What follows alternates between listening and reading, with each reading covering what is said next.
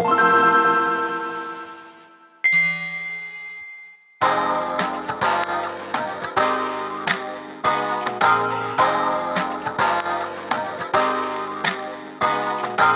guys, welcome back to the fanfic reread project. We are continuing our reread of Prophs 2.0. So, we are beginning with an Arya chapter. I'm going to tell you guys right now that there are some weird discrepancies between this chapter and then the two chapters after it. In particular, this chapter mentions that there was a feast for the king's arrival, but then the next chapter is the feast for the king's arrival, and it's not like these are happening like concurrently or anything. This is supposed to have happened after that. That said, the Theon chapter after this does mention that they would have had a feast right when the king arrived, but the king wanted to go hunting first. So at first, I thought these two chapters were actually out of order, but after reading the chapter after the Theon chapter, which is another Arya chapter, I was like, no, that kind of doesn't make sense. So, just so you guys know, so you hear that stuff and you're like, what the fuck? That's why. I don't know how it happened. But let's jump right into it. Arya was not happy at all. She had not been since the royal family had arrived on the grounds. Nothing seemed to go her way. Her father was going south to be hand to the king, and she was being dragged along to learn the ways of the court. She had been sent to her room during the feast for the king's arrival just for making a little mess. Now she was stuck in her room, her punishment for running out of her needlework session. She was grateful her mother, or excuse me. As before, I am translating the names from this version back to the names from the original A Song of Ice and Fire. But let's keep going. She was grateful her mother or Septim Ordain hadn't found where she went after she stomped out of the room. She had watched the boys at sword practice with the princes and their uncles. She was jealous. She wished she could do swords instead of stupid stitches. They seemed much more fun.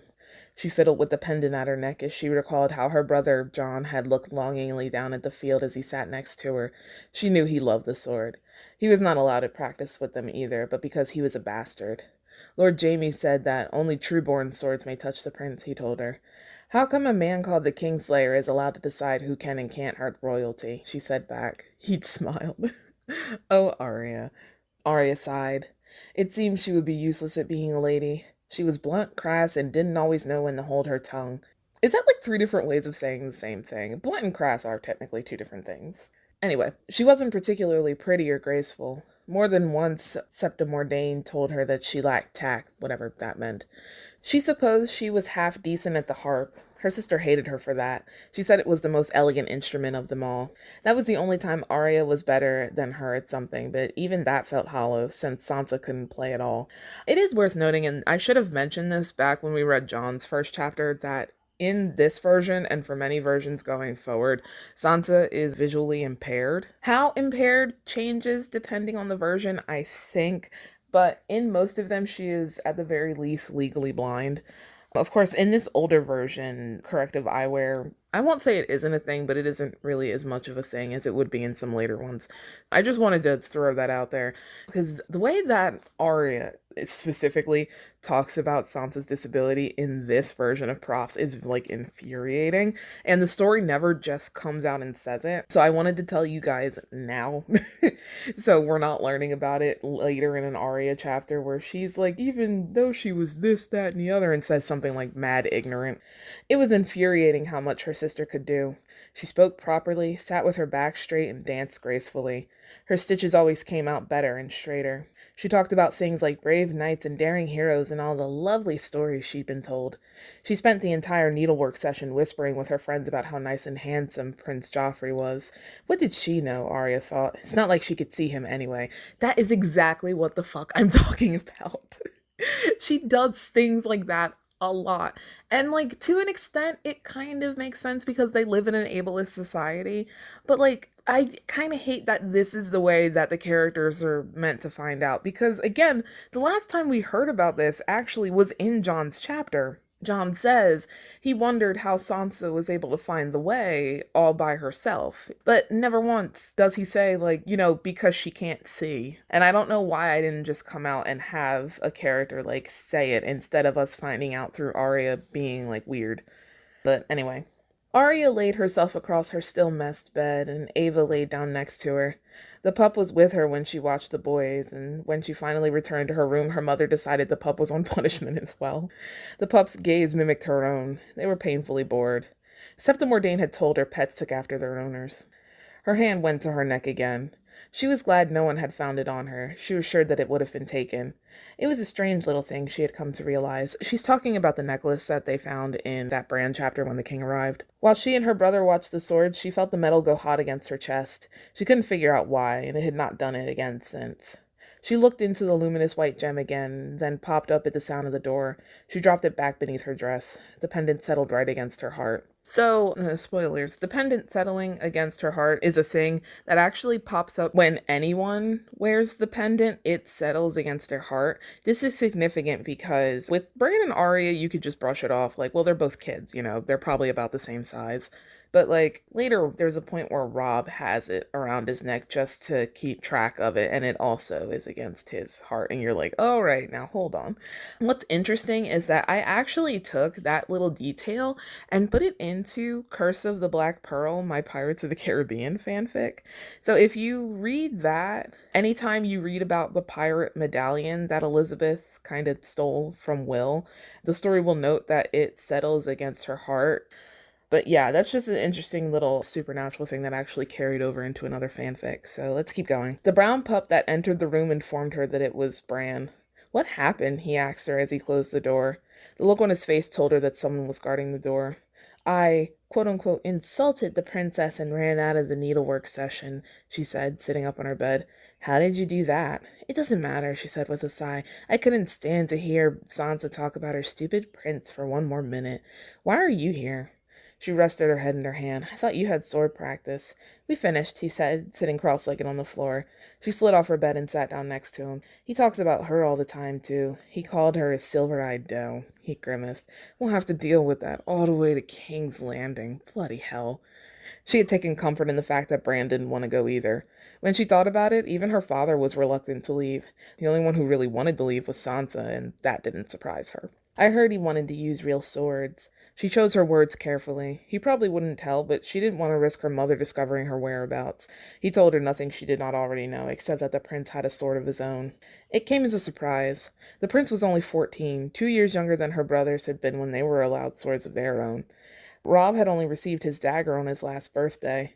Arya remembered how she marveled at the elaborate designs on the hilt and the clouded purple blade of dragon glass. It was his pride and joy. She bet the prince didn't have a blade of dragon glass. There was a brief moment of silence between them. Arya, Bran started quietly. Okay, so this part, I'm actually going to pause right here and we're going to read through that. So, to note, number one, while I do think this Arya chapter is an interesting, concept, I don't like that you don't get to see any of this stuff happen. Now, part of that is due to the fact that in the book, the stuff that she is kind of relaying as having happened before this was part of an Arya chapter. So one thing I tried to do is to avoid having chapters that were told by one character in the book be told by the same character here. So, as you'll see later, Sansa, or what would have been Sansa's first chapter in A Game of Thrones, was given over to Arya here. In a later version of Prophs, I think Prophs 3.0, the sword practice chapter is given to Bran instead. It was just a way to try and keep the perspectives fresh so we weren't just retelling events from the book. And it was a way for myself to try to avoid plagiarism, which is something that, of course, I had problems with the Hunger Games because there really is no other perspective you can switch to with that. However, so going into this next part, a lot of this part depends on the specific version of the story in Elvish, because there were supposed to be these types of mythological cats. If you remember way back in Bran's introductory chapter, they mentioned something called a quote-unquote Blackmoor. That was supposed to be the English or whatever name for one of those cats, but I never named the other type. So it kind of doesn't make sense when you translate it a little bit. But I'm going to read it with the original Elvish names because that's what's in here. But as it goes through, I think you'll kind of start to understand what they're talking about anyway, despite the fact that it's not in English. Also, I'm going to apologize because I'm not going to pronounce these exactly right, but I'm going to try. There was a brief moment of silence between them. Arya, Bran started quietly, do you know what a mythiaule is? Of course. Why do you ask? Why are you whispering? He leaned in towards her. When we found the cubs, the mother was dead. Harwin said a mythiaule had killed her. Arya went quiet. She was dumbfounded. A heat began to rise in her cheeks. Why does everyone keep doing that? Bran asked exasperatedly. They did that too, when Harwin said it. Father said they're extinct anyway. Arya was the one speaking quietly now. The mythiaule was a massive cat, bigger than the lions in the south. They're the same as the Maltara, but gray instead of gold. So, she said, getting to her knees, the Malta Ra is on the banners of the House Lannister. That's the Queen's house. And the direwolf is on ours. Don't you get it? She could see that he was finally putting it together, but he still had doubt in his eyes. Father said not to put stock in omens. She sat back down and took a deep breath to calm herself. Maybe he's right. They are extinct after all. Bran nodded in agreement. Direwolves south of the wall, Mythiale coming back from the dead. You have to admit, that's pretty weird. She laughed nervously. He did too. They both jumped out of their skin when a flash of gray streaked between them. Arya let out a shriek and then quickly covered her mouth. It was just Ava and Bran's pup playing. She'd completely forgotten they were there. It was silly to think it was anything else. She was in her room, in her home. Nothing could get her. She took another breath to try and loosen her muscles and pulled the necklace from her dress again, for the pendant was burning against her skin. And that is the end of that Arya chapter. So, like I said, while I do think this is interesting, and like the concept of Arya having a chapter detailing her being on punishment, I actually do like it. I liked it so much that I did it again, like literally 2 chapters later. However, I don't like that you don't get to see any of the stuff that happens. So I think if I had gotten the idea to do that Bran chapter that I had done in a later version earlier, I think that may have definitely helped and maybe like moved around some things so it wasn't just like a Bran chapter right after a Bran chapter. Additionally, going off of that, I do think that the chapter where the king came probably should have actually been Arya's introductory chapter. Because while this is actually a pretty good, like, it's a decent introduction to Arya, I feel like her expressing her knowledge of all this stuff through that would have been pretty interesting. There are later versions where it switches back and forth between Arya and Bran. I think I mentioned that last episode. So we'll see. But moving on. So this next chapter is, like I said, Theon. The air of the Great Hall was sweltering in the late hours of the feast, but there would be nothing shorter or lesser to celebrate the arrival of the king. Every candle had been lit, and huge banners hung from the walls. The direwolf, the lion, and the Adasaluka dashed across fields of black, purple, and blue. They would have had a feast the night the king arrived, but his grace had insisted on going on a hunt first. A great boar, slain by his hand, was served at the grand table. How can you imagine you're all ready to feast the king, and then he's like, no, everyone stop. I want to go hunting. Like, how long does it take for them to arrange a hunting trip with the king? All these people, like, I can't even imagine. My God. Anyway, Theon was grateful that he was just a ward.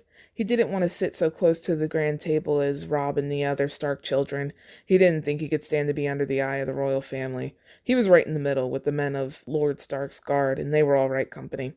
So this chapter is basically a replacement of the Jon chapter from the books. I think it was Jon's first chapter, actually. So you can see again how it sort of switches up the perspectives, which I think in concept is actually really interesting, but in practice may or may not always work, depending on how willing I was to go off script.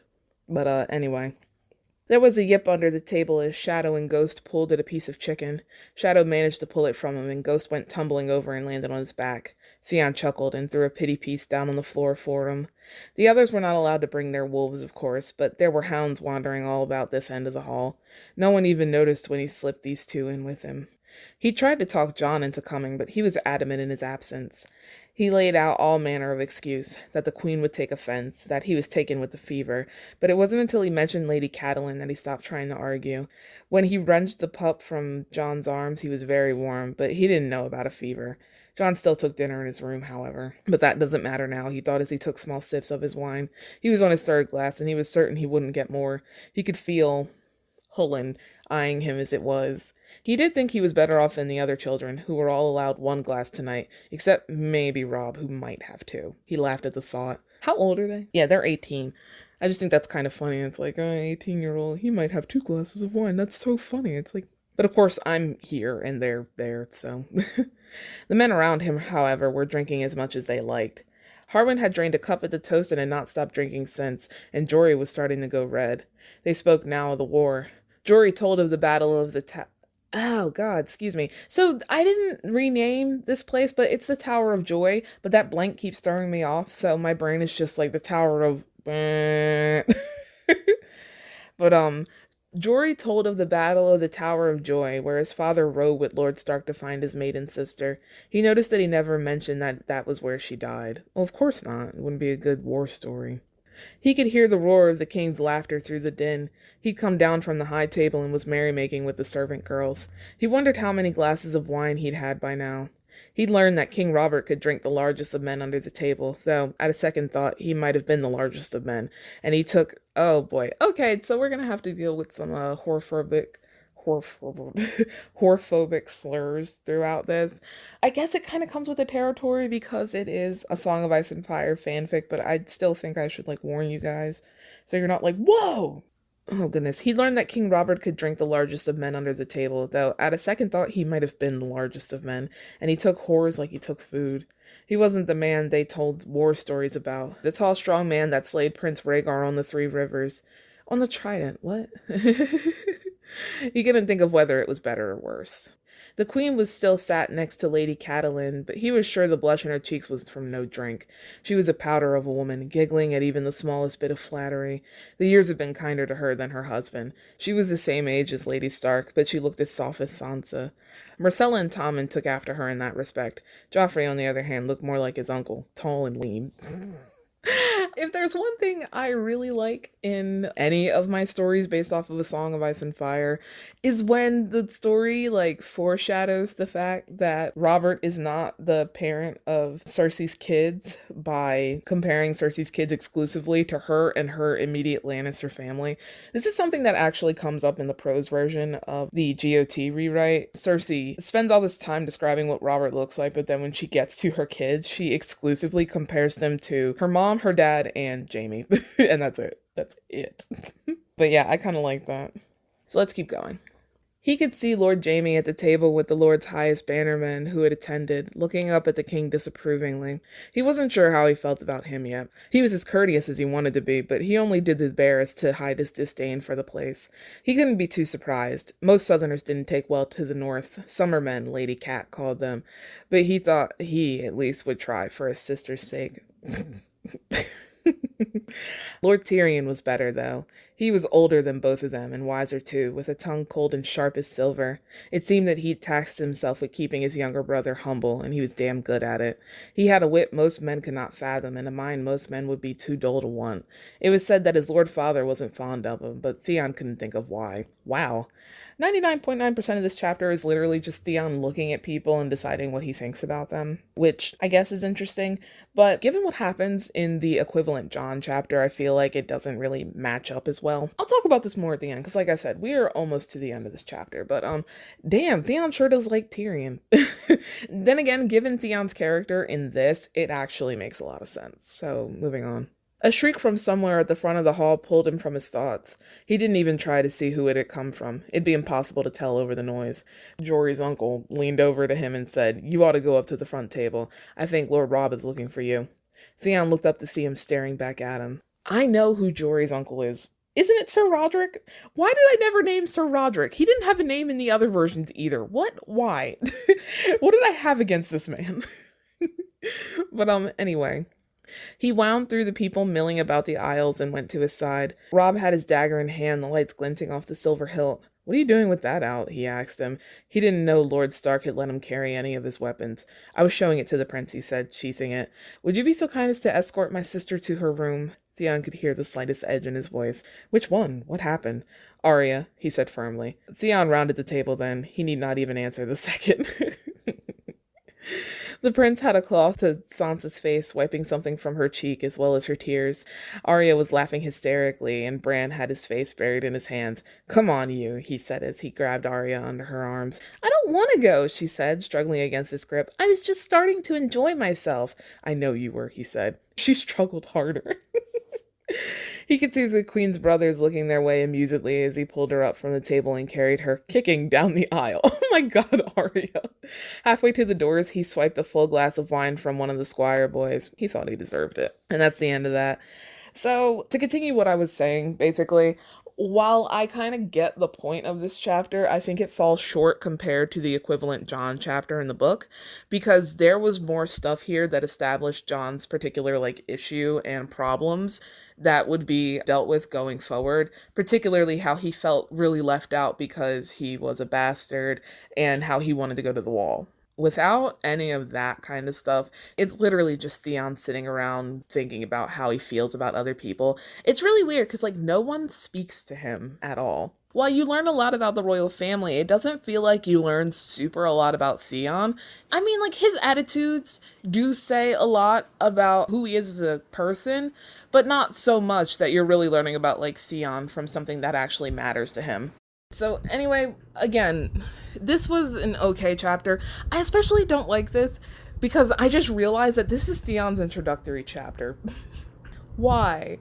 But yeah, I feel like in general, I probably should have planned who had what chapters a little bit better instead of focusing on just trying to switch the perspectives, thinking about whether the situation suited this person or that more.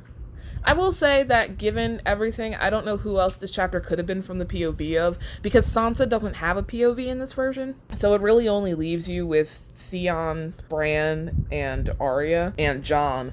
So I guess thinking about whether like Bran and Arya, which one of them two could have had the thing, because I'm sure Arya has some opinions about the queen, as we're about to see. So moving on. We're going back to Arya now. She was in trouble again. She couldn't help it. She'd been feeling restless. Her parents, however, had had enough.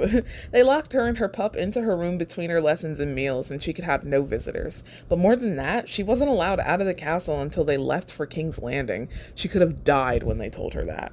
She sat on the edge of her bed, swinging her legs over the side, watching her skirts move back and forth. It had been a week now. Her punishment was almost over. They were due south tomorrow. Soon she would be free to ride and do whatever else she might please. She didn't know if her parents would allow her to the departure feast that night. She was not sure she wanted to go anyway. She didn't seem to have fun unless she was making a mess of things, and while her brother and Prince Tommen did enjoy it, her mother and her sister did not. It was her antics at the last feast that got her there in the first place. She knew the queen would not be pleased. So, one thing I will say is that the passage of time in this is kind of unclear. In the book, the king stays at Winterfell for like a month. So it is kind of weird here that, like, the feast for the king couldn't have happened any more than a week later, at best. And then now they're already on the way to the next feast and they're about to leave, and it's only been a week.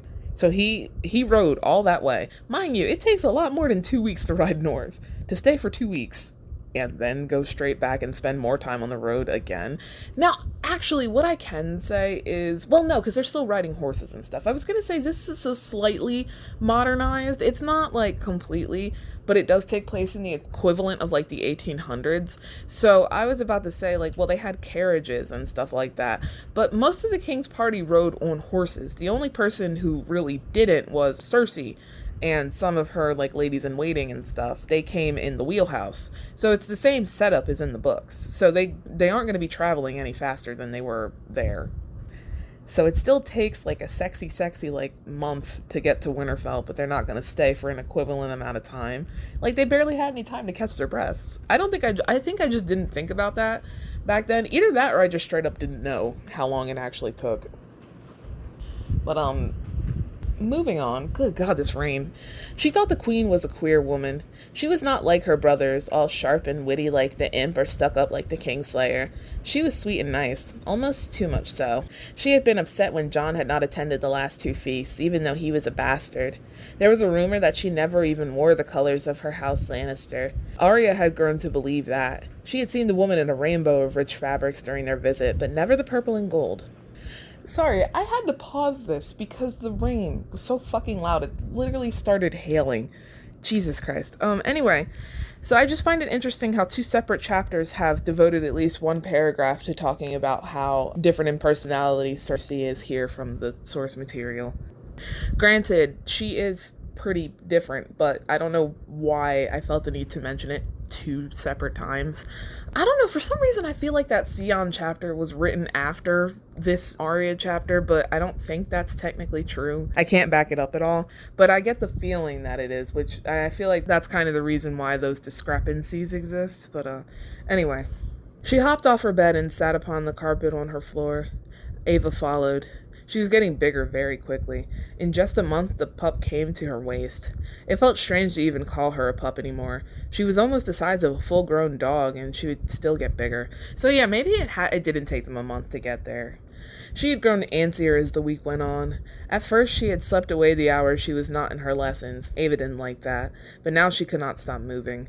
She rose from her spot on the floor and sat on her bed again. Ava followed. The men had set off for the hunt that morning. She had watched them go from the window. Since it was the last hunt, they took a larger party than usual. Rob and the prince and Theon, Greyjoy, and even the imp had gone. That is the first time I've ever seen Theon referred to by, his entire name. It's really weird. She had wished she could go. The morning had the makings of a good day, but the idea of the hunt itself did not appeal to her. She just wanted to ride. They had Bran stay behind, as well as Jon. She wished she could talk to Jon right now. She missed him, and he wasn't even gone. She had not spoken to him since before her punishment. Her father said he hadn't been feeling well lately, and that he mostly stayed in his room. He seemed all out of sorts these days. She wondered if he would be too sick to say goodbye. She would miss him when she left. She wondered what Bran was doing. He was probably off somewhere climbing the castle walls. Her mother told her that the one good thing about her penchant for the myths and legends was that her stories kept Bran off the roofs. He scrambled up the stones faster than a cat climbing the upholstery, and he was more graceful too. He told her the view from the towers was even better than the view from her room, and she was high in the tower. She moved to the window now. Ava actually stayed on the bed behind her. She could see all the way to the front gate and the roofs of the shorter buildings and the stables and the kennels. Over the roof of the guest house, she could see the tops of the trees and the godswood. Far off, just beyond the great hall, she could see the blackened top of the old burned tower. Crows burst from the top of the burned tower as if startled. She couldn't figure out why, until she saw a shadow climb atop it. It was just Bran. Of course it was. He went up the tower to feed the crows all the time, but he had scared them off. That never happened before. She watched as the shadow raced across its top and onto the wall behind it. What was he doing, and why did it seem like he was running from something? The burned tower was empty save for the crows. The events outside her window distracted her from the searing pain on her skin. She hastily pulled the pendant from her dress. An angry red mark formed where it had been. Her breathing seemed to slow significantly as she removed it from her neck. Pretty as it was, she couldn't wear it anymore. It was becoming a pain. She decided to put it in her trunk and then hide it deep inside so that no one else would find it without looking. She rifled through the silks and soft cottons until she reached the bottom, met by the wooden board that made the base and, oddly, a piece of silver. She reached forward and pulled out a sword, small and slender, shining steel on a splendid silver hilt. It was absolutely perfect for her size. How had that gotten in there? Her thoughts were interrupted by the sound of footsteps in the hall, and she buried the sword and the pendant in her trunk. And that is the end of her chapter.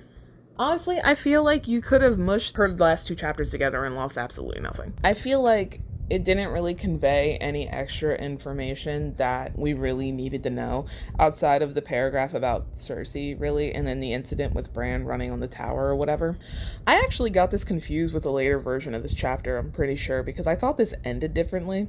But my big problem with this chapter is the fact that, I guess this is a spoiler, but Needle shows up here.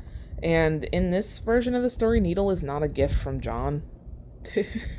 It just shows up, and I don't understand why I made that change. My other problem is, and this is a problem that crosses the entire story, is the necklace, and the fact that I just kind of don't understand the purpose of the necklace. I guess I get the whole point of having magical artifacts in this, but I don't understand the specific reason why Needle #1 is magic. The necklace, at the very least, I think is supposed to be connected to the Targaryens or some such nonsense like that, but the needle is not. It's supposed to be a gift from Jon that reminds her of her family, and that's it. So making it into a magical sword that just showed up in her thing is weird, and especially because there are hints later that it is connected to the Targaryens too, and Arya has no connection to the Targaryens, so I don't really understand that. But yeah, with the necklace specifically, it seems like the necklace is really just there to signal that something significant is happening, which I think the audience would be able to pick up on anyway. I don't really get it. I think part of it is that this isn't finished, so I didn't get to see where we were leading with the whole necklace thing. But just like, also, if it's connected to the Targaryens, why the fuck do Arya and Bran have it? But anyway, let's move on. So we actually have another Theon chapter. I feel like I'm about to have a similar reaction to this, but let's go. It was another day, and yet another feast was held for the king. Don't lampshade that. God. This was to be the last, however, as the party for King's Landing would leave on the morrow. Theon felt that the castle would seem emptier after tomorrow, but he made himself enjoy the food and the wine. There was plenty of it to go around, all more sumptuous than the fare of the last two. Good God, how are the Starks affording this? A cloud of smoke hung around the candled chandeliers, and the room hung heavy with the scent of roasted meat and mead. The king had, once again, slain a fantastic boar on their hunt earlier that day, and this time he'd had the privilege of seeing him do it. His grace had a magnificent hand despite his size. He could almost see the man they all went about in all the songs. So, already... Again, I feel like you could merge these two chapters together and lose nothing. Down to the fact that they are literally eating boar again. Like, it is the same food. It's the same setting. It's the same character telling us it. Why not, instead of, like, that's why, again, I feel like the other two chapters may have been added after the fact, though I know that's not true with Arya's chapter, because at least with that one, it enlightens, like, Bran to an important piece of symbolism that the characters are supposed to know about. I don't know, it just seems really weird that we keep cycling through these very similar circumstances, and that I was okay with, like, having this, and I was going to put this out, and people were supposed to read it and not say anything about that. But, anyway. He took another sip of his wine, but was met by an empty glass. He'd been given the same ultimatum by Lord Stark as he had before, and was not keen on breaking that promise. He didn't want to embarrass the man on the last day in his castle. He only filled his glass halfway this time and vowed that it would be the last, at least until the feast was over. All right, Theon. As he took another sip, he felt a pair of hands on his shoulders. They felt small and dainty, not the hands of a man. The stranger was revealed when a curtain of dark red hair waved over his shoulder. He smiled. "How in the world did you get in here?" he asked her. "I've gained favor with some people," Roz said with a sly smile. "Besides, the lady isn't here." He wasn't expecting that, but he saw that the chair beside Lord Stark was indeed empty. He noticed that Bran wasn't at the front table either. "Yet you still felt the need to disguise yourself?" He had taken note of the dark kohl around her slender green eyes and her southern-style clothes. She leaned into him, her breath warm on his ear. "There are others." Her eyes flicked in the direction of Pullen. He wondered how he knew who she was, but then again, who didn't? Oh, right. "What do you want from me that you'd come all the way to the castle to get it?" "Don't flatter yourself," she said, taking a sip from his glass. Then she looked down. "But I did want to tell you something. I'm going south." Theon's eyes widened. "What? Why? You have to ask? Have you seen those people? They have gold coming out of their arses." He couldn't agree with that, but he still couldn't wrap his mind around it. "You're leaving me?" "Don't flatter yourself," she said again. "I could have gone without saying a thing. And yet you still came to tell me. I'm not leaving you. I'm leaving this. I need more." "I do." She took his glass and downed the rest of his wine. "I'm a whore, Theon, not your paramour." She got up and left from the table, taking the empty glass with her. "Not your paramour," he muttered to himself. The whore belonged to whoever had the money to give her. That's how it went, wasn't it? Honestly, the first time I did one of these, or something akin to this, that line, like, super affected me. I think because I wasn't expecting it, I forgot it was there, and then I read that, and I was like, well, damn, Theon. Reading it now, I'm not as surprised by it. Maybe it's because I'm knee-deep in redoing the GOT rewrite, so I'm used to these types of attitudes. That said, that line is pretty fucking wild, and I'm assuming that's there so that later down the line Theon can unpack that notion and kind of learn that, you know, women, no matter what their profession, are worth more than the money you give them. But moving on. He reached for another glass, but Hullen stopped him. "I think you've had enough, my lord," he said, raising an eyebrow. Theon decided that was his cue to leave. He could have sworn he saw the queen look at him as he left. Why is Cersei so offended by people leaving feasts? I'm sorry, it's not. Like, it's literally, and this is another thing. It's mentioned in the Arya chapter that Cersei was upset because Jon wasn't there, and now, like, Cersei's looking at him very pointedly because he's leaving. Like, why does she care? I don't get it. Oh my god. Anyway. The halls of the castle were deathly quiet, which was the last thing he needed, but he wasn't expecting anything more. The darkness, however, was another thing entirely. Quite a few of the sconces had been put out, or maybe they'd been blown out by the chilled breeze from some of the open windows. He didn't know which. The sound of voices made him stop as he climbed the stairs. "No!" he heard Bran say. "No!" Whatever the lady said next was overtaken by the sounds of footsteps hurrying in his direction. The boy came bursting out of the door and rushed past him, just as Theon had set foot on the landing once again. Cat gazed at him from the shadowy hall. "Forgive me, my lady," he said, looking down. "No, you've come at the right time." There was something about her voice. It seemed flatter somehow. "I need you to get my husband and bring him here, but don't tell him what I'm about to tell you. I'll tell him myself." He nodded, and he felt his stomach give a squeeze for some reason. "Jon Snow is gone, and I know not where." And that is the end of that chapter. Like I said, sure, this chapter ends with an important thing. I will say I actually like this chapter. Like, I think this one had more significant stuff to Theon happening than his last chapter. However, I still stand by what I said about you being able to put both of those chapters together and lose basically nothing. I think it actually would have worked better to have Theon's observations, and then Roz comes up and is like, "I'm gonna go south with them," and he's like, "Well, fuck," and he has to think about that, and maybe he stops and considers that maybe he feels something more for her, and he, like, just like giving it a little more dynamic that actually introduces you to Theon as a person while also pushing the story forward. It wasn't terrible. So let's keep going. I'm gonna end it with this next Bran chapter. We're finally getting a new POV character. "You have to come out of your room, Bran."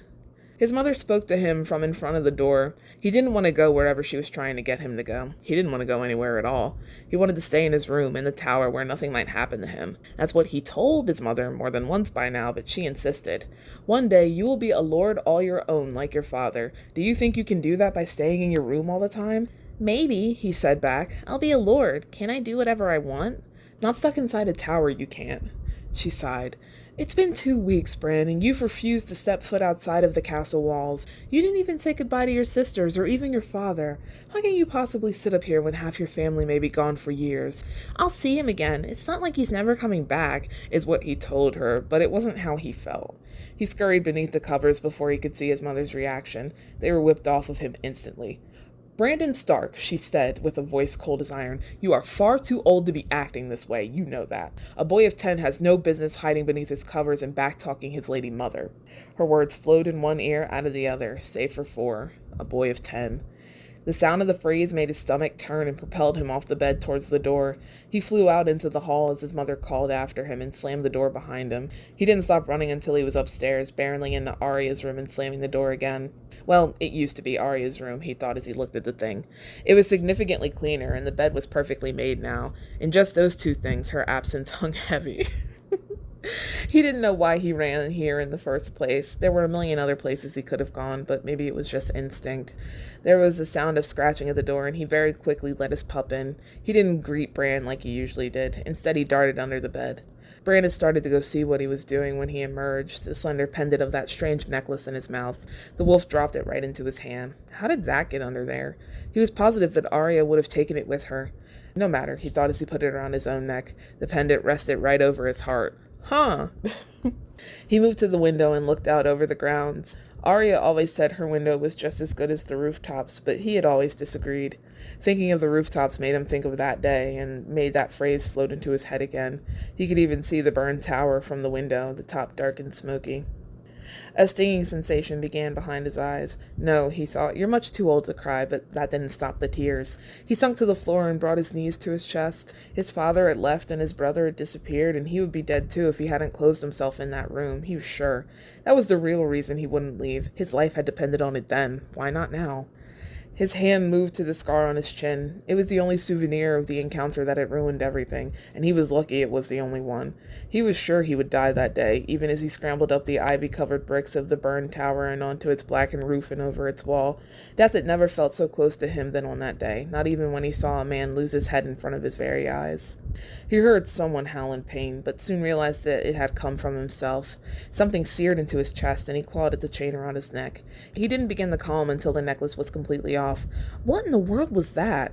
Even his pup was unnerved by it and barked nervously. No wonder she had left it behind. So that is the end of that chapter. That chapter is extremely short, but it was fine. I think it's interesting because this is the first insight we're getting into the thing that Arya saw happen off in the distance in her chapter. I think that this story actually plays a little bit too coy with what happened there, especially because it's a fanfic, so everyone reading it knows that it is the incident on the tower with Bran and Jaime and Cersei. And while I don't mind that the story doesn't come right out and say it because everyone knows, I do think it's kind of weird that this is the first time we're really talking about it. I feel like I kind of got lost in those Arya and Theon chapters, and then this came out of nowhere and I was just like, oh god, yeah, all this other stuff happened. I feel like we really should have condensed the content of those other 2 chapters somehow. But yeah, that chapter was fine. Overall, I'm not super enthusiastic about the chapters that we read today. Not that I would be, because again, this was written like 6 years ago, so it's not going to be the best thing in the world. But compared to the chapters that we read last episode, I would say that I do not like these as much. I don't find them as interesting or as compelling. I definitely think that you could have made the back and forth between Theon and Arya make more sense by putting everything together. I've said this a million times. And it also would have saved a lot of time for the audience instead of going back and forth and the repetition and just like everything. Like that could have been done a lot better. Bran's chapter was fine. However, I feel like it does lack a bit of context, despite the fact that, yeah, the people reading this probably will have seen the show or read the books. Then again, there are always people that haven't. So writing it in a way where people who know that stuff aren't being told something that they already know, again, as if they don't, while people who haven't experienced that are still able to like be in on the surprise, I feel like that could have worked out better. Next episode, I think we are actually back to another Arya chapter, but I think this one will be better than the ones that we read. So if you like this episode, feel free to like the video and subscribe. I will see you guys for the next episode. Bye.